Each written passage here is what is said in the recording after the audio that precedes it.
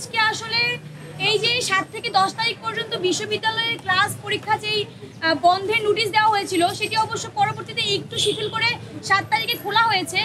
এটা একটা নোটিশ ছিল এবং সারা দেশে যে বাকৃবিতে, চবিতে এবং রাবিতে যেই উদ্ভূত পরিস্থিতি সৃষ্টি হয়েছিল সেগুলোর জন্য আসলে আমাদের ডাকসুর উপর কোনো প্রভাব পড়বে কিনা, এবং আমরা জানি যে 2 দিন আগে নুরুল ইসলাম নূর ভাইয়ের উপর যে অতর্কিত হামলা হয়েছে সেটাও আসলে আমাদের ডাকসু বানচালের কোনো পায়তারা কিনা, সেটার জন্য আমরা আসলে শঙ্কায় ছিলাম যে ডাকসু বন্ধ হবে। এবং আমরা আমাদের সংবাদ সম্মেলনটি শুরু করতে পারিনি, তার আগে আমরা খবর পেলাম যে হাইকোর্টের রিটের যেই রিট করা হয়েছিল, পরিকল্পিত যে রিট করা হয়েছিল সেই রিটের পরিপ্রেক্ষিতে ডাকসু 21 অক্টোবর পর্যন্ত বন্ধ করে দেওয়া হয়েছে।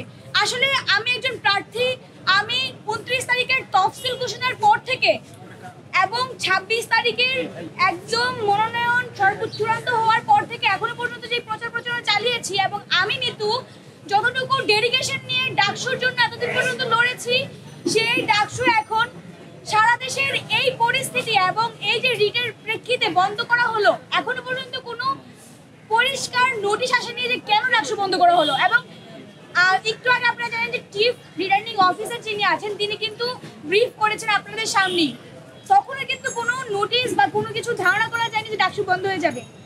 আমরা দেখেছি যে একটু আগেও শিবির সমর্থিত প্যানেল থেকে তাদের ইস্তাহার ঘোষণা দেওয়া হয়েছে, আমরা জানি আরেকটু পরে অন্য প্যানেল থেকেও ইস্তাহার ঘোষণা করা হবে। সবাই কিন্তু আমরা একদম প্রস্তুতি নিয়ে ইস্তেহার নিয়ে প্রচারণা নিয়ে মাঠে আছি।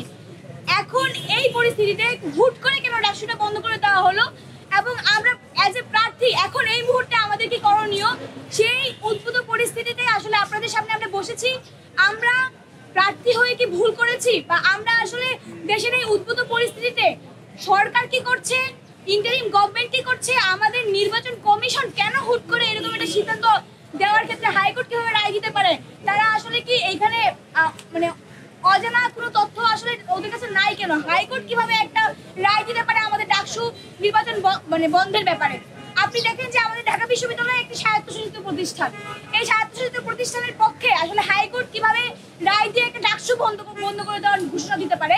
আমরা একজন প্রার্থী হিসেবে খুবই শঙ্কায় পড়ে গিয়েছি, এবং এই পরিস্থিতি আদৌ ঠিক হবে কিনা, বা নির্বাচন কমিশনের পক্ষ থেকে যেহেতু এখনো পর্যন্ত কোনো পরিষ্কার কোনো নোটিশ এখনো আসে না যে ডাকসু বন্ধ হচ্ছে কি হচ্ছে না, হাইকোর্টের যেই ঘোষণা আসছে আমরা সেটা নিয়ে এখনো পর্যন্ত উদ্বেগী, এবং আমাদের 4:30-এর দিকে একটি বিক্ষোভ মিছিল আছে কেন আসলে ডাকসু বন্ধ হয়েছে। আজকে সংবাদ সম্মেলনটা শুরু করার কয়েক মিনিট আগে হাইকোর্ট কর্তৃক ডাকসু নির্বাচনটা স্থগিত করা হয়েছে অক্টোবর পর্যন্ত। কোনো পত্রিকায় আসছে, যে কোনো চ্যানেলে আসছে 21 অক্টোবর, কোথাও 28 অক্টোবর, কোথাও 30 অক্টোবর লেখা আসছে।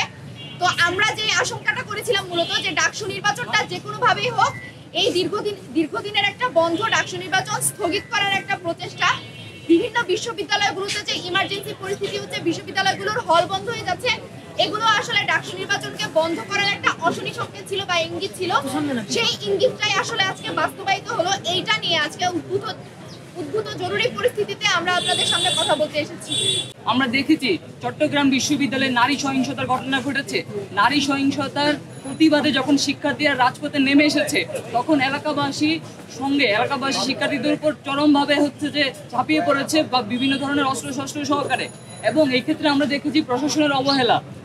দুপুর 12টায় সংঘর্ষ শুরু হলেও দুপুর 3টায় প্রশাসন যে কারফিউ জারি করে, দুপুর 3:23 সেখানে সেনাবাহিনী পৌঁছায়। আমরা এই সময়গুলোতে দেখতে পাই যে প্রশাসনের অবহেলা রয়েছে। আমরা রাজশাহী বিশ্ববিদ্যালয়ে দেখেছি, রাজশাহী বিশ্ববিদ্যালয়ের কেন্দ্রীয় ছাত্র সংসদ নির্বাচনের ক্ষেত্রে বানচালের একটা পরিকল্পনা দেখেছি। সেখানে দেখেছি 24-25 সেশনকে ইনক্লুশন করা না করা নিয়ে একটা সংঘর্ষ তৈরি হয়েছে। বিভিন্ন পক্ষ বিভিন্ন মতামত দিয়েছে।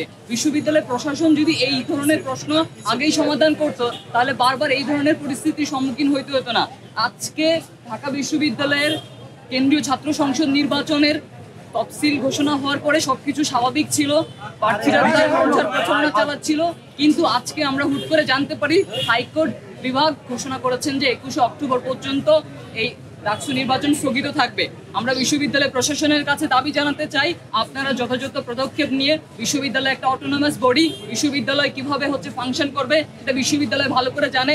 এই সিদ্ধান্তের পরিপ্রেক্ষিতে আপিল করে কিংবা যেভাবে এই প্রক্রিয়াটা আগানো যায় সেই প্রক্রিয়াটা সম্পূর্ণ করে 9 তারিখেই ডাকসু ইলেকশন হতে হবে এবং 9 তারিখেই হতে হবে। এটা আমাদের সবচেয়ে বড় দাবি এট দিস মোমেন্টে।